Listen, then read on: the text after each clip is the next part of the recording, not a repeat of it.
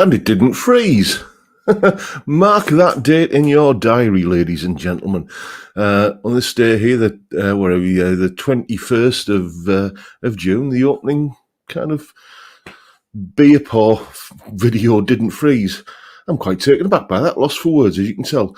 Hello, fellow Fatacasters. Hope you've had a fantastic week. Here's to the fact that it's Friday. Cheers, everyone.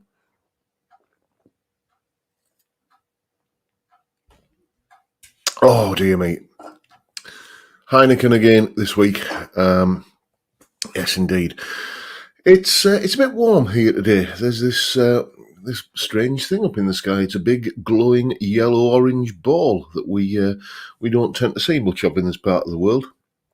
But of course, it comes with all of the health warnings. The moment the moment that we actually get some summery weather in summer, there's all kind of government health warnings about how dangerous it all is. I'm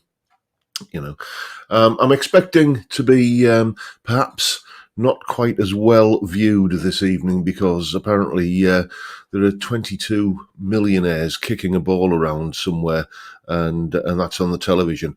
I think what's happening is that there's this big European tournament to see which country in Europe is the best country in Europe at kicking a ball, which is a bit confusing to me actually because I'm sure maybe it wasn't that long ago. It was only maybe 4 years or so.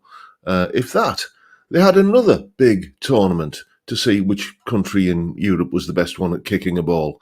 And apparently we need to do it all over again. Can't for the life of me think why. Yes. 22 millionaires ruining a lawn. I don't watch football, as you probably gathered. If they were playing outside there, I'd still shut the blinds.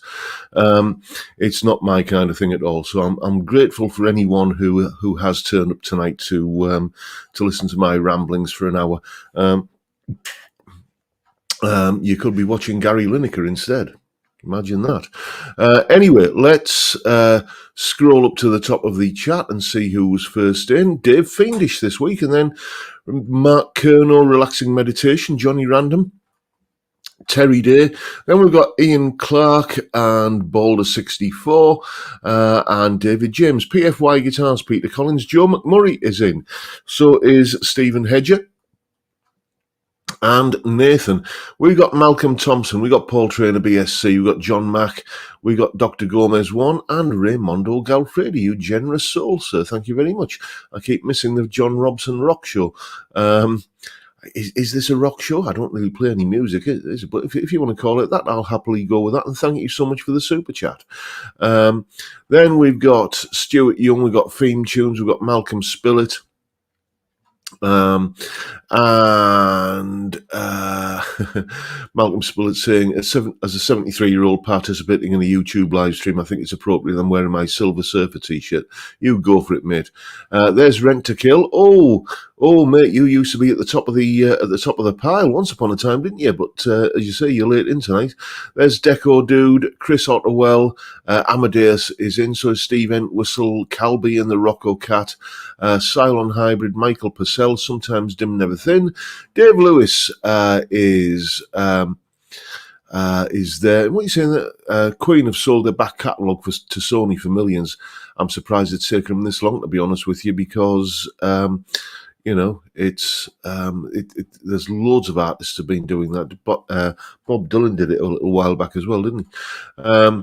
Gary Shaw is there, so is Peter S., Dan Bernstein, Thomas Mulvaney. We've got Hannes, and we've got John Channing, and there's Robert Forsyth, Jay Aoyong, Tony Tompkinson, Johnny D, Ben Allmark, and who else have we got? We've got Grumpy Horse. Nice to see you, mate. There's Jay Aoyong.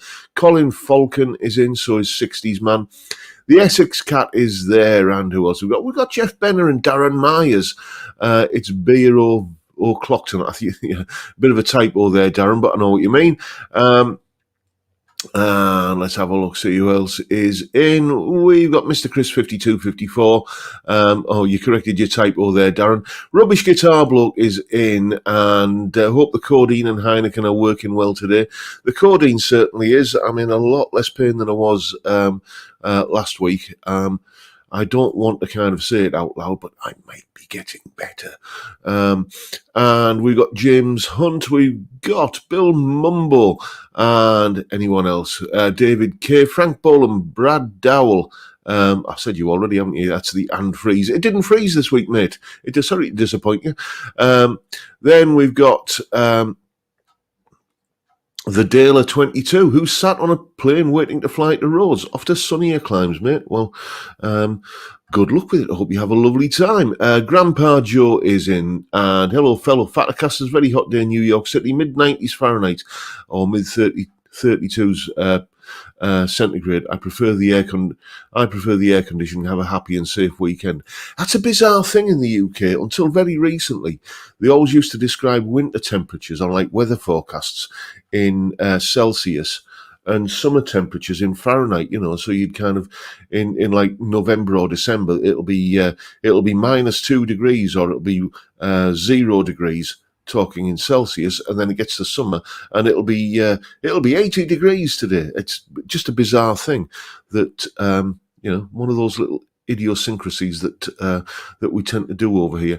Then we've got Martin Scholes, we've got Saji is in, so is Lefty Pick, and Jeff Rock. Johnny D is there, so is Lathe of Heaven, and Jed Ellis, Randy Upchurch, Cal Texper, and Russell Gibson is there, so is Farjon, and anyone else? Have I missed anyone? Mark Gowans is there, and let's have a look, see anyone else? Pablo Hank, we got there, and I believe that is pretty much everyone. I apologise if I've missed you. It's not for out of any kind of sense that I'm ignoring it. It's just that I just try to get through that roll call as quickly as possible. And if I do miss a comment that you put in the chat for me, I do apologise, because if it's as I keep saying, I'm not I'm not like some of these YouTube channels that employ staff to keep tabs on what's going on on live streams. I just sit here and blether away for an hour, and I occasionally miss stuff that's going on in the chat, but that's it. Oh, so you've got Brad Gosling. Anyone know where I can buy a plectrum with each of the 3 sides a different thickness? I've never heard of such a thing, mate. Oh, there's Steve Cassidy. There you are, mate. Great live stream. I watched that on Catch Up this morning. When you do your lives, mate, I'm usually working. I'm usually sort of sat in here instilling barcodes or pentatonic scales into a student. So it's one of the things I look forward to now on a Friday morning. Sat there with my with my fried spam sandwich, which is my Friday morning kind of little treat to myself. Sat there with a big fat white doorstep bread full of fried slices of spam and ketchup. Oh dear me! And Steve Cassidy on the TV downstairs. What's not to love? And had a special treat today, because lunch was equally spectacular. It was that cornerstone of great British cuisine for lunch, a fish finger sandwich. Oh, what wouldn't you? How can anyone not like a fish finger sandwich? Thick white sliced bread, loads of butter, salad cream on one slice of bread, ketchup on the other, and loads of fish fingers in the middle with a bit of salt and vinegar on them as well. Oh dear me, that's proper food, that is. Anyway, so I don't know where that came from. Steve Cassidy, oh, thank you. So glad to be an accompaniment to your fried spam. Yes, well, it's part of the Friday morning tradition in this house now, so you're part of it, mate. So let's tell you what is coming up on the channel this week. I've actually got some notes here of stuff that I need to kind of include in the live stream, because no matter how much I try and remember what I need to talk about, I always inevitably forget. So starting with, as is usually the case, what's coming up on the channel this week. Sunday, we are comparing 2 very different Les Paul copies,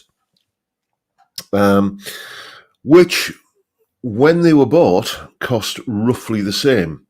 You see that satellite on the wall, that black Les Paul copy back there, that 1970s plywood satellite Les Paul copy, that cost about £80 in 1980 or thereabouts when I had mine.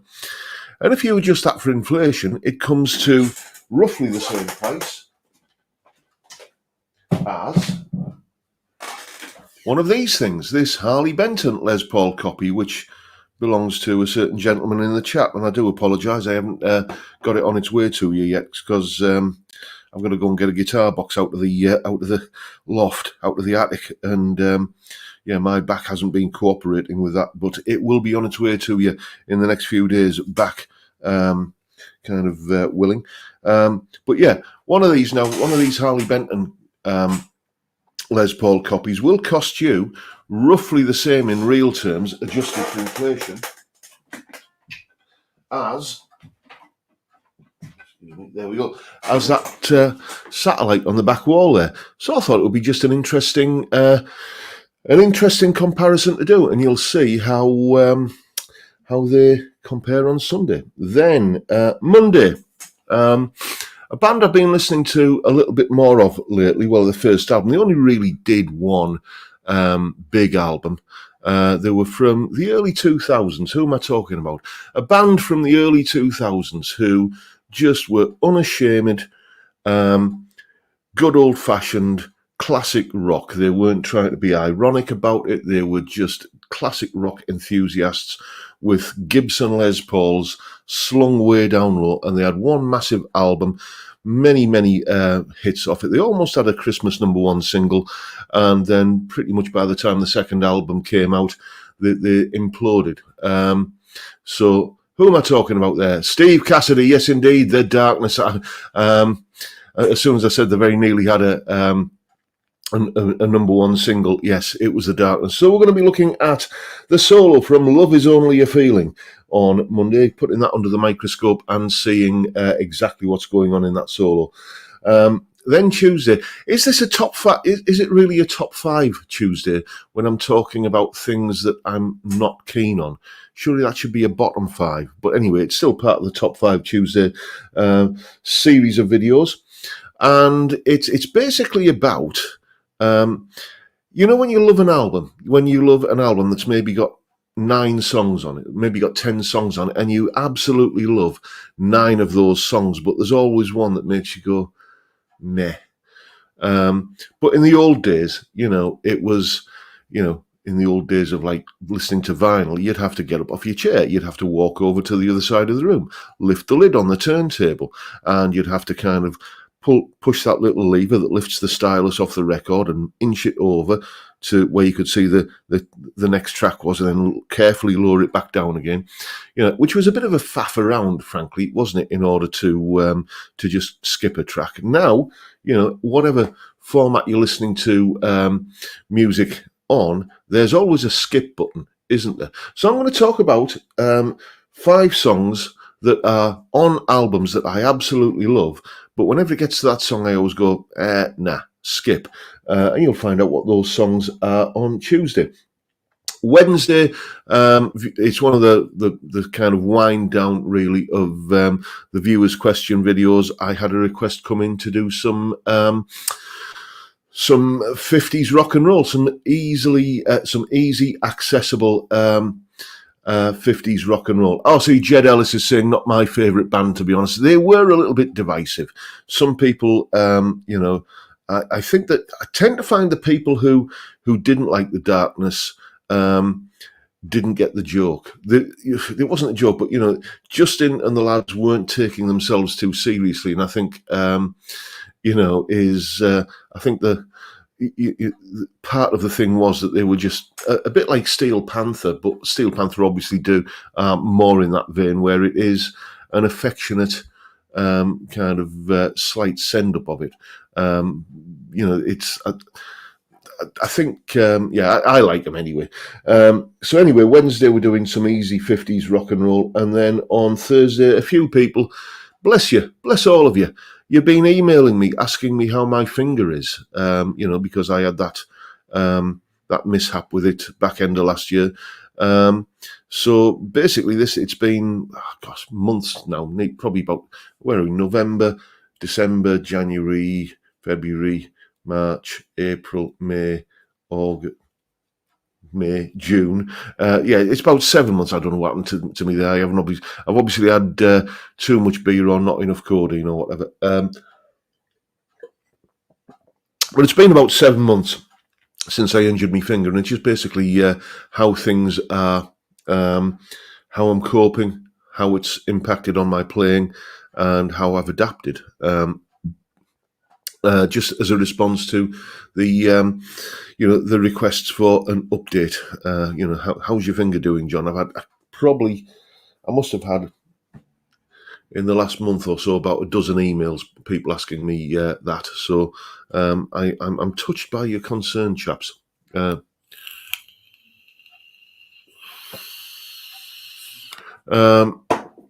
Anyway, let's pour another beer because it is that time. I will mention while we're here that while I'm pouring the beer, because this is one of the other things I need to talk about, that if you have a parts caster guitar, a guitar that you've built, or a guitar that you've heavily modified, if you've started off with like a basic, like a Squier Stratocaster or Telecaster or something, and you've maybe thrown a new neck on it, on new pickups and stuff like that. If you basically, if you've built or heavily modified some kind of guitar and you're especially proud of it, then you could be in the running to win this lovely pedal, this lovely Nuex Horseman clone pedal that has been a large part of my solo, my kind of lead guitar sound for quite some time now. It was very, very generously given to me as a gift by Dr. Gomez, and now I'm passing that generosity on. What you need to do is take some photos of the parts caster guitar that you are proud of, send them to me, jrguitartuition@gmail.com, and basically what I'm going to do in early on next month, let me tell you when the video will be going out. Let's have a quick look. There it is. That's the document I'm looking for. Yes, I will be doing the big reveal of who has won the Parts Casters Beauty Pageant on Tuesday, the 9th of July. That's when that video will be going out. It's as part of the top 5 Tuesday videos. So we're going to narrow it down to 5 strong contenders, and then I'm going to decide who has built the most pleasing, impressive parts caster guitar. And so just send the pictures. As I say, jrguitartuition@gmail.com. The closing date for entries is the 1st of July. Okay, so I'll accept entries that turn up on the 1st of July, but not on the 2nd or after that. So get your parts caster pictures in, and you can be part of this. You can be in with a chance to win an absolutely superb pedal. And of course, if you just have pictures of guitars that you haven't built but you really, really like, pictures of guitars that you own, then send those pictures again to the same email address, jrguitartuition@gmail.com, and they could feature in, the regular thing that we do on here every Friday now, which is it's been dubbed the Readers' Wives section, which apparently is in reference to like certain types of publication that you can buy, kind of off a high shelf at your local newsagent, I'm told. I wouldn't know anything about that, obviously. But yeah, it's we'll be having a look at some of your guitars later on in the stream. Now, I think that's all I need to talk about. Oh yeah, one other thing. Just a little spoiler, sneak preview of a guitar that's coming up, going to be reviewed on the channel. This rather delicious Hagstrom. This is the Hagstrom Super Swede, which I think didn't Henning look at one of these recently, and absolutely raved about it. Well, I've got this one on loan, and it's from a viewer of this channel, and he's also interested in moving it on. So he's wanting about 650, but he is open to offers, and you know, I've not played it yet, so I can't say whether it is a lovely guitar or not personally, but I did, if you go and watch Henning's review of the twin humbucker version of this guitar, and, he was mightily blown away with it. So I'm going to be doing a bit of a shakedown on this guitar, and if you're interested in owning one of these, then get in touch. Same email address as before, and I'll put you in contact with the chap who owns the guitar. So there you go. Anyway, let's have a look and see what's going on in the chat, because I've missed quite a bit of that.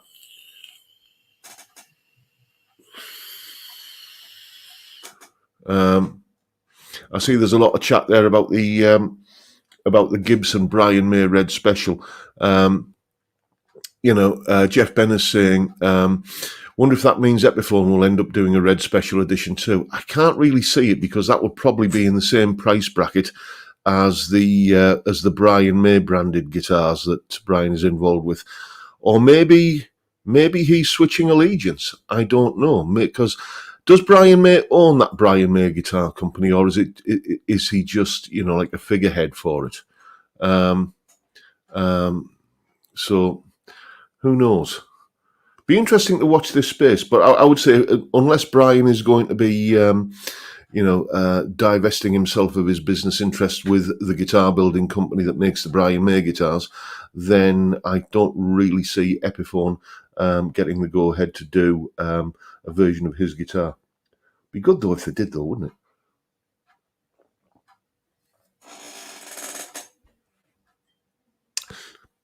Triple Distill saying nice, a bit Frampton. It is actually sort of a Black Beauty look with 3 pickups. It's got that sort of vibe about it. It's certainly got the kind of vibe I like in a guitar, kind of a bit old school.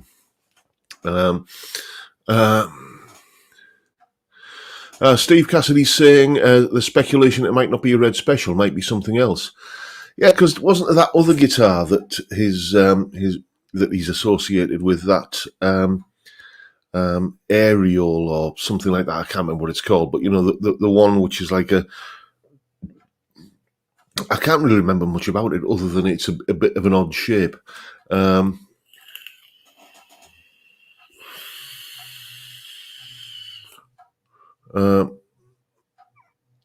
Let's have a look, see what else has been going on. Pablo Hank is saying, I don't blame any legacy band for selling their back catalogue, give them loads of money and stops kids falling out over the music when the band passes away. True. And the other thing is, how much do artists actually receive these days in, kind of publishing royalties from, it was a different thing when people would go out and buy a physical copy of an album in some way or other. But now, I do this. It's, I'm quite open about the fact that, the music I listen to now, I have got an MP3 app on my phone, with MP3s, most of which are, music that I've paid for, either as a download or music that I've paid for on CD, and then I've ripped to MP3. I've got like, oh dear me, thousands of songs there. But mainly I don't listen to music on my phone. Mainly I listen to music on the smart TV downstairs. And when I'm listening down there, I'm using Spotify. That is how I do it. So, how much money were Queen making from Spotify streams? Or from Apple Music, or from streaming services in general. Certainly not as much as they would have been getting, I suspect, as there would have been in the days when you actually got and buy a physical copy of vinyl or a CD or a cassette version of an album. So it makes sense to just say, well, okay, let's just have one big lump sum now. Thank you very much. Michael Purcell, the Aerial is a signature model of some female artist. It made by Brian May Guitars. I didn't know it was a signature model, mate. Thank you for putting me right on that one. Balder64, what are you saying there, mate? Anyone other than Steve Cassidy Guitar tried one of the new HB Strats with stainless steel frets and Tesla single coils? Well, I haven't, and I'm probably going to. I don't know. They look absolutely delicious, don't they? Especially the ones with the kind of flame top veneers. They look absolutely gorgeous, but it's like, yeah, I'm just not really a Strat guy these days. If they do what they did with the Fusion guitars, though, which the Fusion guitars started off with S-type guitars, and then eventually they did a Fusion T. If they come out with a modern T, then, oh dear me, that might be tempting. That might be very, very tempting. A Telecaster style guitar with those sorts of specs that the modern S guitars, aren't they called whatever, that they brought out. I might just be tempted to pull the trigger on one of those. So what I will do though is, I think it's advisable with Harley Benton guitars is to wait for the second run to come out, because it's like then they've ironed out all of the teething problems, haven't they? Remember when the Fusion guitars first came out? There were a lot of teething problems with those, but they're pretty much dialed in now. So I'm just going to kind of sit on my hands for a little bit and see what happens, I think.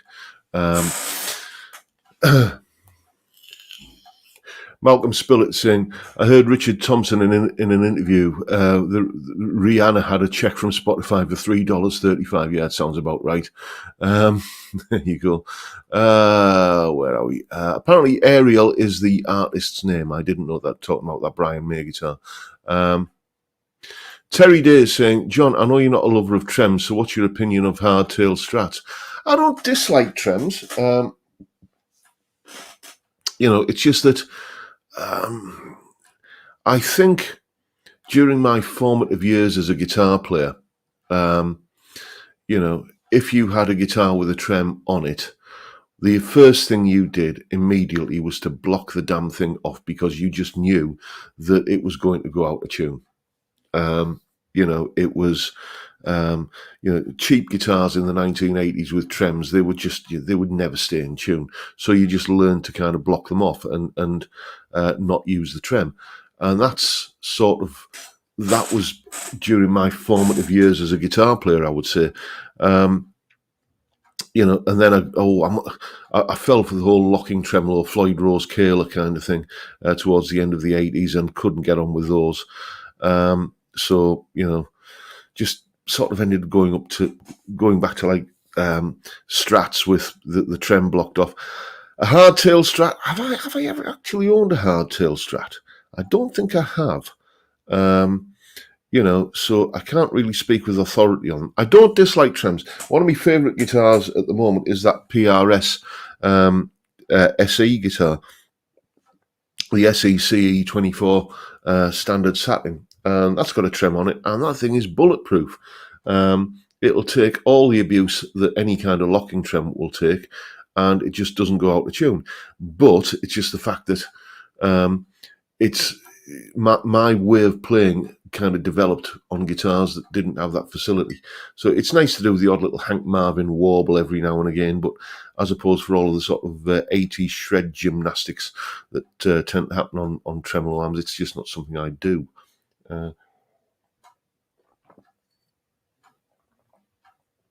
Cal B in the Rockwell Cat saying countdown to Reader's Wives.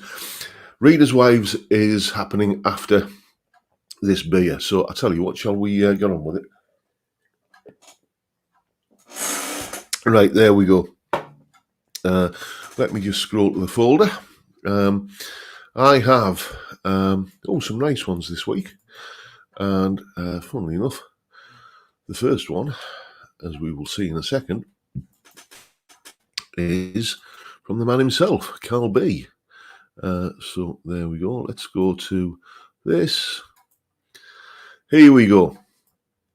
This is Calby's is Harley Benton HB35 Plus. Apart from the fact that it's the wrong way around, it looks very much like the HB35 Plus that I had. That sort of cherry red kind of colour. What probably isn't being shown, excuse me, very much in this picture here is that they do have a really rather nice buck-matched maple veneer top. Lovely guitar, really enjoyed the one that I had.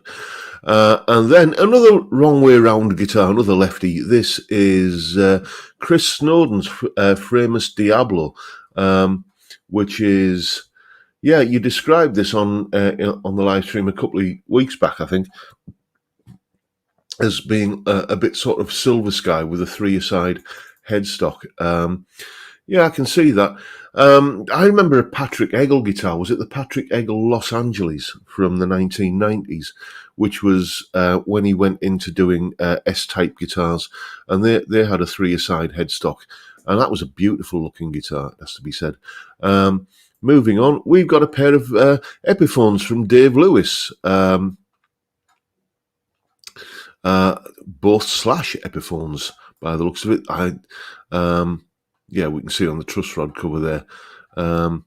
Never played one of those. But Mr. Trogley, he waxes lyrical about them all the time, and seems very enamoured with them.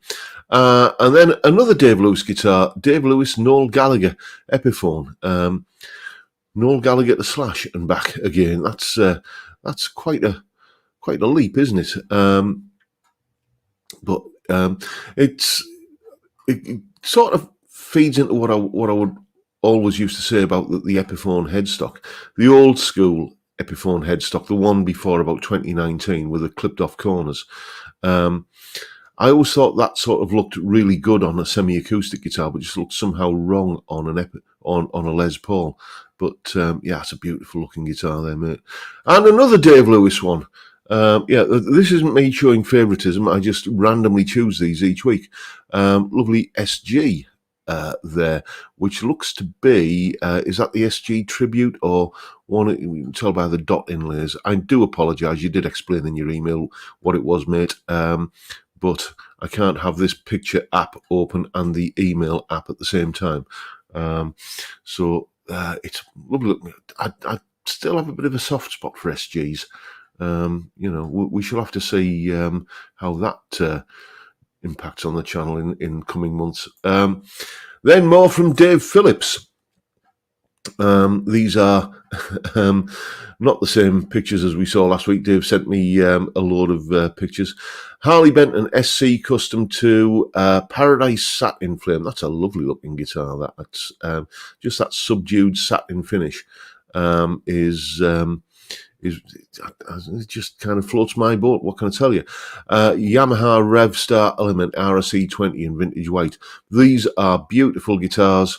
I had one of these, and I'm not ruling out having another one at some point in the future. Then, as you can see here, this Robson reviewed Vox Virage SDC33 in black with the a guitar that was a victim of its own innovation, really. It had these kind of these pickups that were kind of hum cancelling P90s. It wasn't two coils stacked side by side. It was an inner coil and an outer coil that made them hum cancelling, and they had a really kind of pleasing wiry P90 sound, but noise free. And that was a beautiful guitar. Then we've got some from Hannes, his rather lovely Gibson SG Standard and Harley Benton SC 550. That's a cool looking rock and roll rig there, isn't it? The orange amp and the cab and everything. That's you just know that's going to make a beautiful noise, whatever's plugged into it. And some more from Hannes, a lovely Telecaster. And a gorgeous Stratocaster. I used to have a Strat in that colour. I think it was very similar to that colour. It was I think listed as Sonic Blue. but the drummer in the band I was in at the time christened it Fabric Conditioner Blue, and you can kind of see why. Lovely looking guitars though. Nice one, mate. And a couple of guitars from Gel Hinks. That's a guitar that looks very familiar to me. A Les Paul Tribute. Yes, I've been playing mine a little bit this week, and oh yes, it's every time I pick it up, it's like I think, why do I ever play anything else? And then this lovely Junior here, beautiful looking guitar. And then from Johnny D, we have what looks very much like a Paul Reed Smith PRS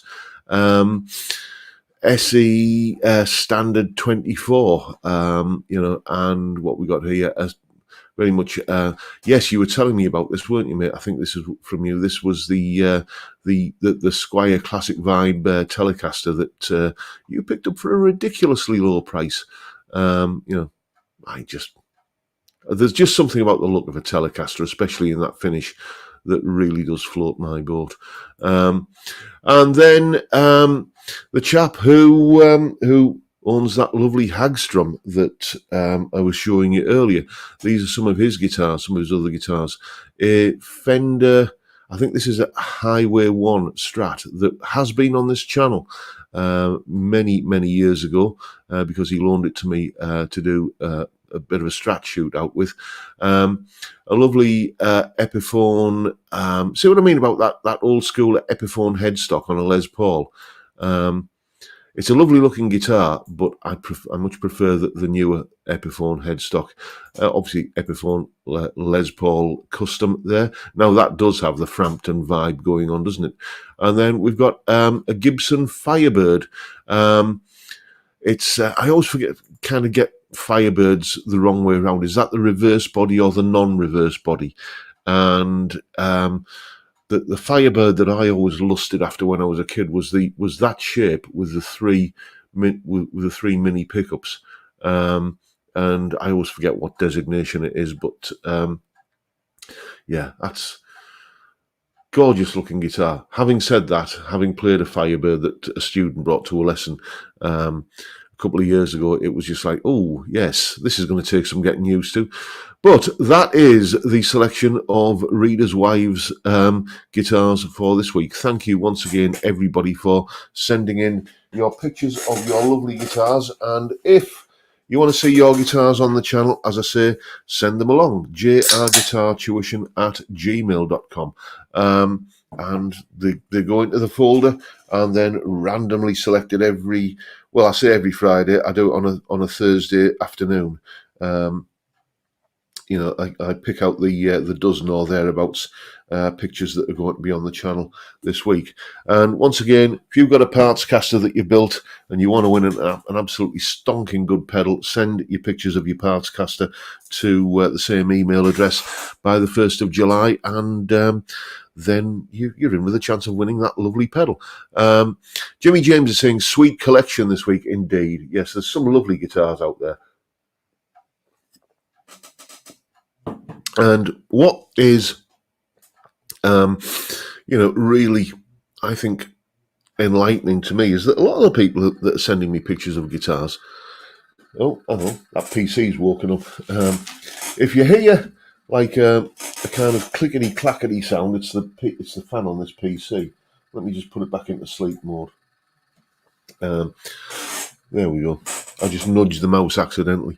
A lot of the people who are sending me pictures of guitars, they're out there kind of, working in bands and playing gigs. And, people are using Harley Bentons and Epiphones and Squiers and stuff, which just goes to prove, really, doesn't it, that you don't have to spend a fortune these days to get, an instrument that's good enough to go out and play professionally with. Steve Cassidy's just sent a picture of his parts caster. I'm glad you put caster on the end of that, mate. Yes. Robert Forsyth is saying, can I send you pictures of my air guitar? Send me a picture of you playing it, mate. Do you remember, is that still a thing, by the way? That was a thing in the 80s where there were World Air Guitar Championships where people would get up on stage and do air guitar to Eruption by Van Halen, or Parisian Walkways by Gary Moore, and just kind of do the whole air guitar thing. And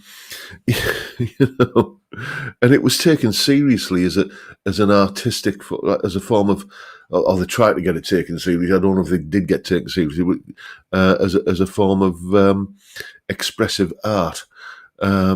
Jimmy James' air guitar drives me nuts. Yes, I'll at least make an effort, is what I'm saying. Air guitar. I mean, back when I was like a young lad, at least you had the the initiative to pick up a tennis racket as you were miming to Hank Marvin, just something like that. But just to kind of not even have a guitar, just to do that, that's just you're not making an effort. Let me see. There's a picture there. A comment rather that has just disappeared. And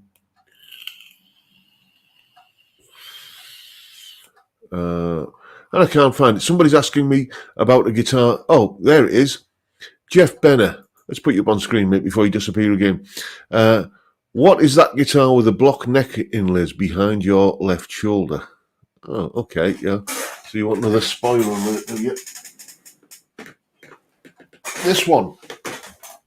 Again, another guitar that's coming on loan, which is going to be getting reviewed. This is probably going to be at least the back end of July before this video is going to go out, possibly into August. It is a Squier thin line Telecaster. And there's a bit of a story behind this guitar, about like how much it cost, how little it cost, and everything. But I'm not going to kind of delve into that now, because then you've got no reason to watch the video. But yeah, it's a Squier thin line Telecaster. Isn't it a gorgeous looking thing? Isn't it just like that black and white? Normally on these guitars, I always have a bit of a problem with this pick guard here. It just looks like it's been amputated. Why doesn't it go all the way around to here like it should do? Just this kind of thing. But for some reason, in the flesh, this guitar just doesn't elicit that reaction from me. So this is going to be an interesting one. I'm looking forward to doing the review on that one. Let's put it, I've got a spare stand over there. So yes, so that's what the guitar is, mate. Let's see what's going on down in the comments. Do thin line tellies still have feedback issues? Asks Johnny D. They will do if you play them in the wrong situation. It's like you wouldn't turn up to play a gig where you're doing kind of high gain leads with a guitar like that, because, well, it's obvious that you're going to have problems with it. But a guitar like that, I would happily turn up and do, kind of edge of breakup sounds with. And of course, if you stand in the wrong place in relation to the amp and everything is out of control loud, then it will feed back. But it's, as long as you're sensible, I just don't think it's going to be an issue. Where are we? Those thin lines were a bargain from GAC a few weeks back. Yes, well, however much of a bargain they were in Guitar Amp Keyboard, I can guarantee you they weren't as much of a bargain as this one was to the guy who owns it. As I say, sadly, it's not mine. It's here on loan. But I'll tell you all about that when I make the video.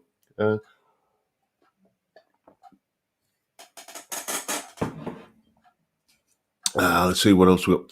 Ian Mason is saying a Telecaster with humbuckers. They do exist, mate. I would say a humbucker-equipped Telecaster is pretty much my my happy place when it comes to guitars. Hence the reason why you see so much of this guitar on the channel. All right, it's only a rail style humbucker. I really love this pickup. Honestly, I'm not affiliated with Artec, the company at all. But if you've got a Telecaster and you want to just give it that little bit more versatility, grab one of these Artec hot reel style humbuckers off Amazon for about 25 quid. What's great about them is that with the guitar's volume cranked up, they sound like a fire-breathing humbucking pickup. But you back the guitar's volume off, and suddenly it's just a real vintage sounding Telecaster or broadcaster pickup. It really is a jack of all trades, this pickup in a Telecaster. And of course, the neck humbucker in this one. This is, if I'm not thinking, okay, well, I've got a load of other guitars here that I need to kind of play and get my money's worth out of them. If I'm not so I'll pick that one up, or I'll pick this one up. But if it's just, okay, I'm going to kind of turn up and make a video today, solo analysis video, viewers question or whatever, then the guitar that I inevitably pick up to play with is this one. I've massively bonded with it.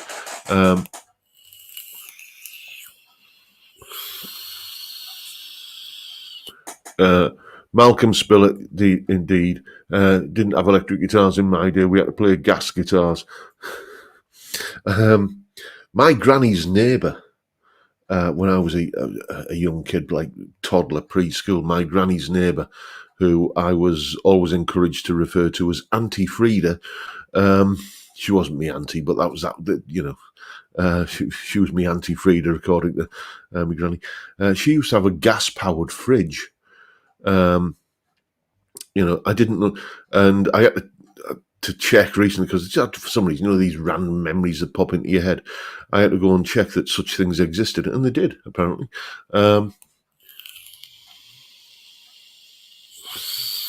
Jeff Bennett is saying, "Oh, what do you think of those Fender wide range humbuckers?"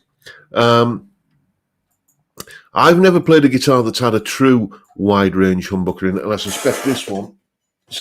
Apologies with the squeaky chair, everyone. I suspect this one doesn't have true wide-range humbuckers. These will just be standard humbuckers, possibly Alnico, I would think, because I think this is a classic vibe guitar, so they'll have Alnico pickups in. But the proper wide-range humbuckers used to have Cunife magnets in them, which is copper, nickel, and iron alloy. And they are kind of rarer than hen's teeth to get hold of nowadays. You can get them, but you're talking sort of expensive as aftermarket pickups to put in.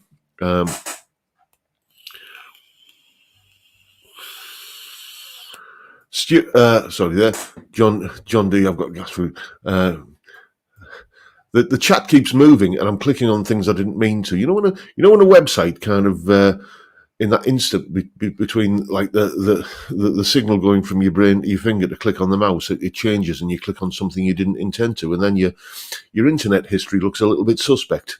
That's what you tell the wife anyway, isn't it? Yeah. But let's have a look and see where that comment was that I meant to click on. Stuart Young, did you have a notion at one time to wind your own pickups? I did, mate, and then I looked into the cost of the equipment for doing it, like the winding machines and everything. It was quite substantially more than I was expecting, because I was expecting it to be just like, well, that's not going to be, it's just an electric motor and a spindle.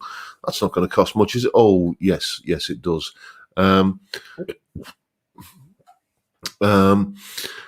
Sometimes dim, never thin. He said Cunife had something to do with car speedos and is no longer needed. I didn't know that. You are a wealth of information, sir. Thank you for that. John Mack had a gas-powered fridge. I'm glad to know it wasn't just a figment of my imagination. Dr. Gomez, you've got too many people watching you, John. Not a complaint. Nice problem to have. Johnny D, the fridge had a little pilot light at the bottom left-hand outside of the cabinet. So odd, yes.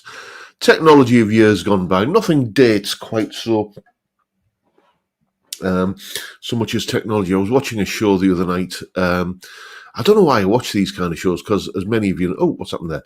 Because as many of you know, I'm in well into double figures, in terms of failed driving tests. For some reason, this kind of this ability to control a machine called an automobile eludes me. Like the driving instructor saying, "Look at the curb," and I'm saying, "I can't see the damn curb. There's a big lump of metal between me and it." Apparently, there's a way you can gauge it, though, which I've never managed to get me around. Anyway, I can't drive, is what I'm saying. But I love watching car-themed stuff on TV, and I was watching this this thing the other night where they were talking about the Aston Martin Lagonda and all of the futuristic technology that was inside that car, and you look at it now, and it just looks like an episode of Blake's Seven on the inside, like a 1970s idea of what the future looked like, and apparently it just broke continually. So Lefty Pick is saying, who the hell is in the need for winding his own pickups? Boring. Curiosity, mate. Curiosity, just to see how much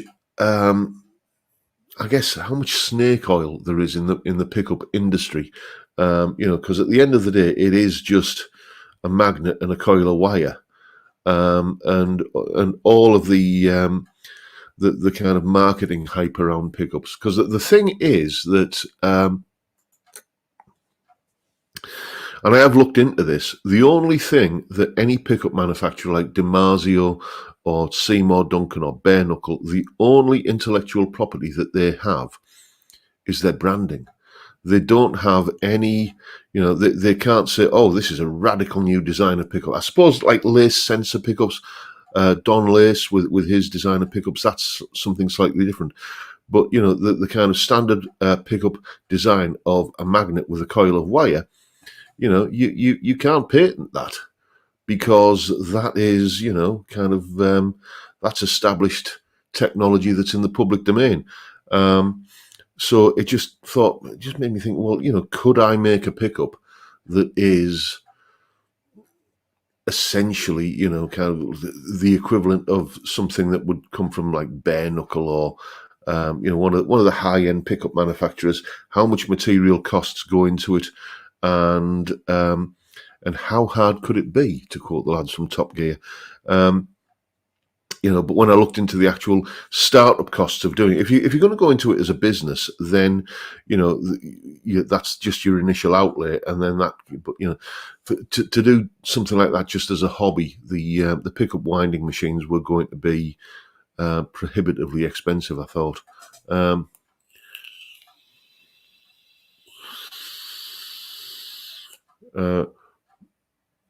Jay Aoyong is saying, what happened to the Jetsons flying car of the future? Yeah, I mean, we're in 2024 now, aren't we? Dear me.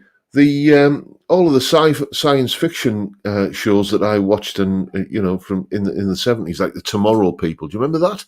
We were all supposed to be teleporting everywhere and walking and having holidays on the moon and walking around in Baco foil garments. If you remember that show, do you remember UFO? A 70s TV show that I think it was by the same people who brought us Thunderbirds and Captain Scarlet, but it was like actual live action actors. Yeah, Johnny D, how come we didn't wear tinfoil suits? Indeed. Where are we? UFO was 1980. I think it was a bit. It was a bit before that, wasn't it, mate? I thought it was well before that. I remember it from being younger than that.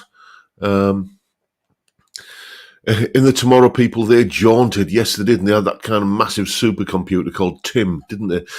We're into that section of the stream now where I say, and don't forget the live stream every Friday at 5 p.m. UK time. We talk about music and guitars and many, many other things. This is the many, many other things, wasn't it?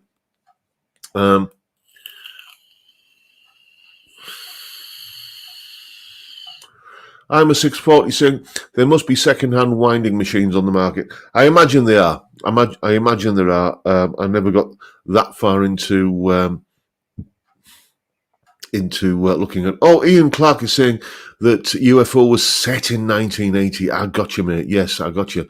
On Road Again is saying, John, do you have Sky TV? We used to, but we binned it because we got an initial deal from Sky with TV and signed up for 2 years and at this price. And then after 2 years, the price just went hello and just skyrocketed. And we were paying for literally hundreds of channels that we never watched. So we looked at which channels we actually watched that were on Sky, and they're all available for nothing on Freeview. So, we just kind of use Freeview now. And we've got a Netflix subscription, Discovery subscription, Disney, and a Prime subscription. So we've got like 4 streaming services that we use. And for the amount, Jackie watches TV all day long. She sat downstairs in the living room with a little kind of collapsible workbench in front of her, and she's sat there making her jewellery that she makes to sell on a market on a Friday, and she's got TV on all day. But I watch maybe 2 hours of TV a day, if that. I'm usually in here till about 8 p.m. on an evening, go to bed at 10. And so it's just a couple of hours of Salvage Hunters, Clarkson's Farm, or Wheeler Dealers, or something like that.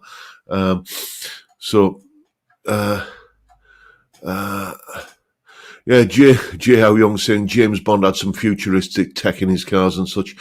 Let's scroll up. I'm out of beer, by the way. I've drank my last beer, so I'm going to have to go downstairs and get some more. And Time Tunnel. Oh no, Jimmy James. Now there's a blast from the past. I remember that.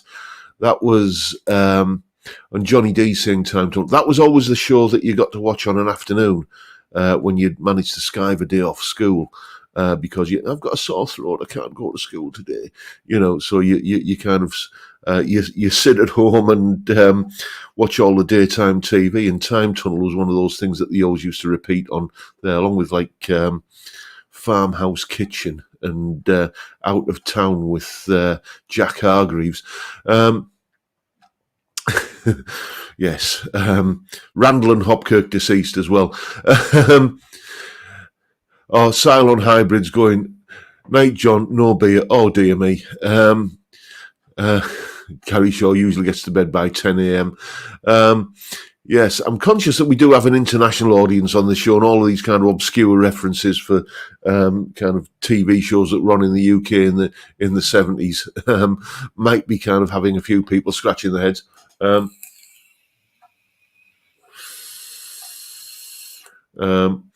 Let's see what else we've got in the chat before I head off downstairs and continue my Friday night beer shenanigans.